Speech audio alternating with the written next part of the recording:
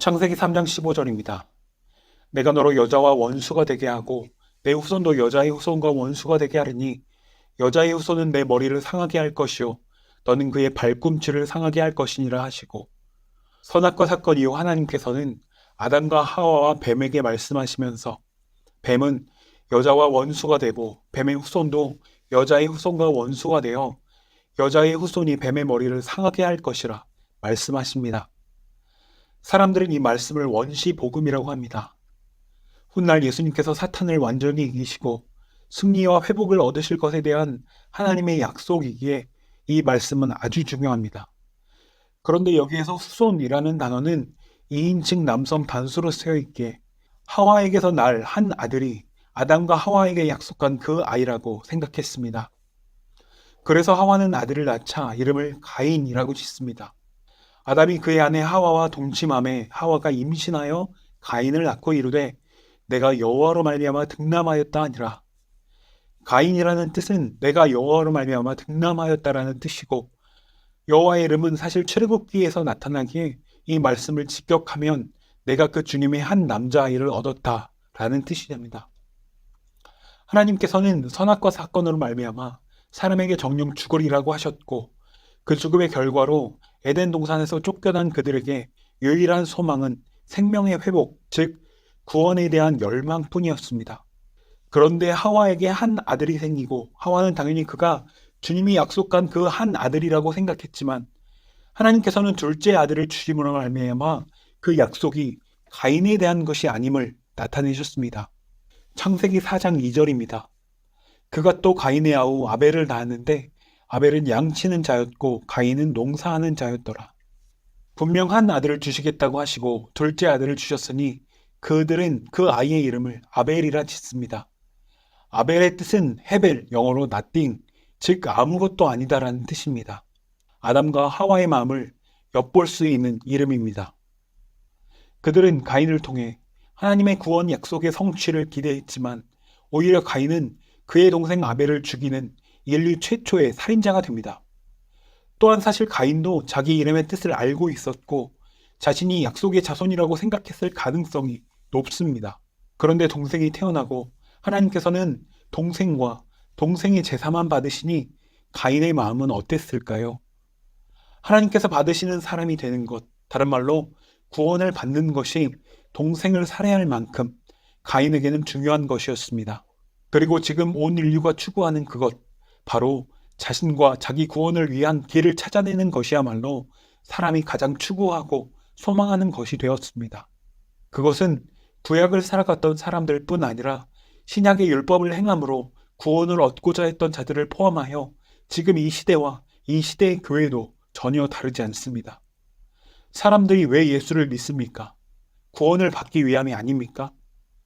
하나님은 우리를 사랑하시니 우리를 구원하셔야 하고 우리에게 좋은 것을 주시는 우리를 위한 하나님으로 믿는 것이 유대교입니다.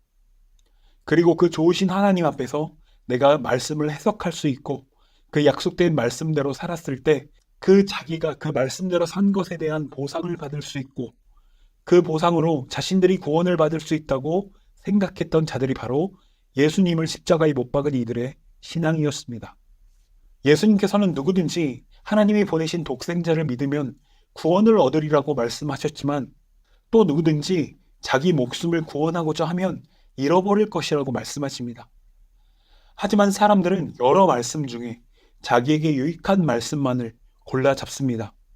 지금의 기독교는 어떻습니까?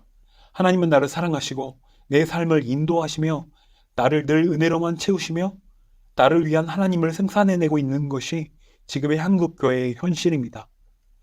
예수님은 마귀를 아비로 둔 자들이 성경을 자기를 위한 것으로 해석한다라고 말씀하셨습니다.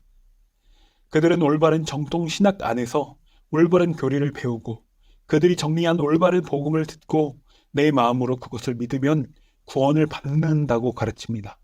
그리고 성경에 기록된 대로 말씀을 붙들고 올바로 기도하면 그 약속대로 응답을 받고 깊이 있는 훈련과 체계적인 교육을 받으면 성경을 해석하고 통달할 수 있다고 생각합니다. 이런 신앙 역시 유대인들의 신앙입니다. 분명히 자기 조상들이 말씀대로 살지 못해서 멸망을 당했고 자신들을 말씀대로 사는 것이야말로 진정한 하나님의 뜻이고 구원의 길이라 믿었기에 그들 앞에 영원한 언약인 안식일을 범하고 자신만 범할 뿐 아니라 다른 사람에게 안식일에 자리를 들고 걸어가라고 말씀하심으로 말미암아 누가 보기에도 율법의 위반자로 드러나는 예수님을 그들은 절대 메시아로 인정할 수 없었습니다. 그래서 예수님을 십자가에 못 박아 죽게 했습니다. 그리고 그 모습이 바로 지금 우리의 모습입니다.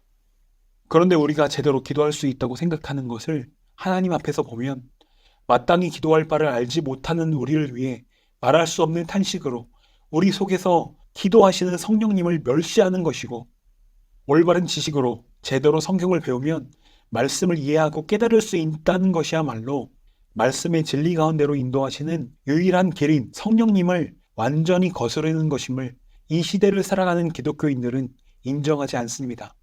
하나님께서 세상을 왜 만들었습니까? 천지창조는 인간의 구원을 위해 이루신 역사가 아니었습니다. 하나님이 보시기에 좋은 세상을 만드시는 것이 목적이었습니다. 유대교와 구약에는 하나님이 여호와 한 분입니다. 스가랴 14장 9절입니다. 여호와께서 천하의 왕이 되시리니 그날에는 여호와께서 홀로 한 분이실 것이요 그의 이름이 홀로 하나이실 것이라. 그들에게 창조주도 심판주도 오직 하나님은 여호와 한 분뿐이었습니다.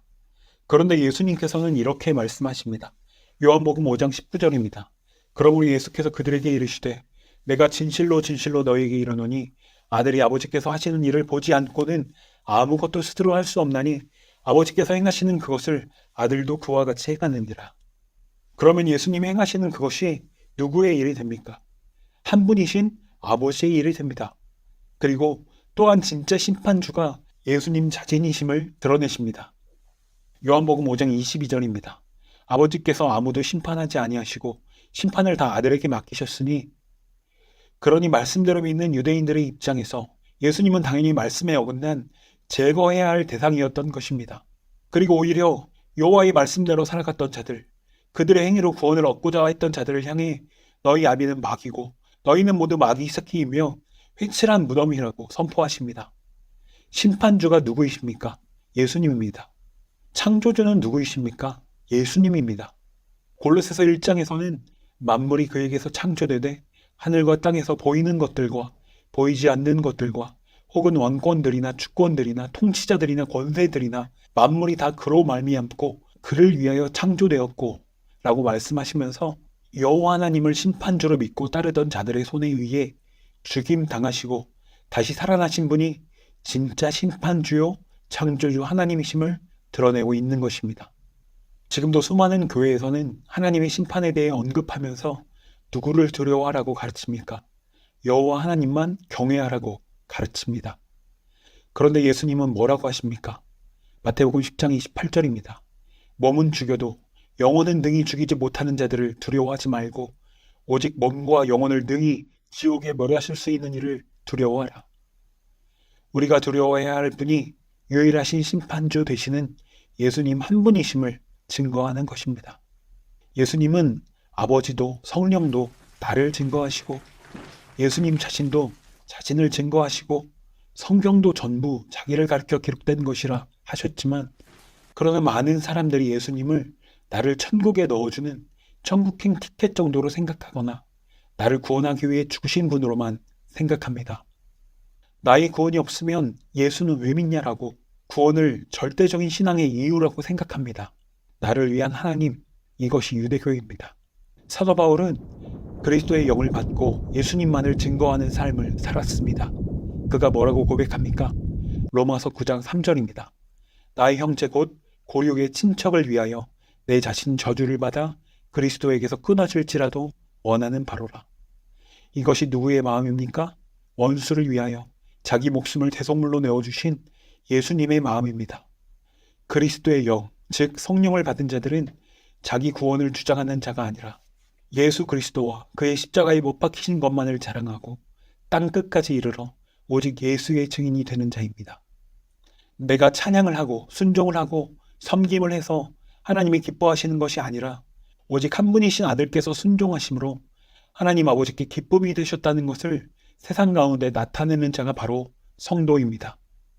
그래서 복음은 십자가만 이야기하고 십자가만을 자랑하는 것입니다.